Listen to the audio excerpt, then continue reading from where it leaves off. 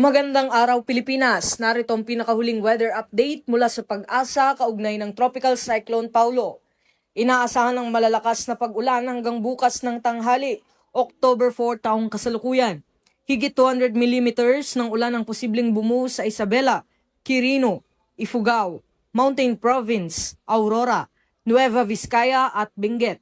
Samantala 100 hanggang 200 millimeters ang inaasahan sa Cagayan, Apayao, Abra, Kalinga, Nueva Ecija, Ilocos Sur, La Union at Pangasinan.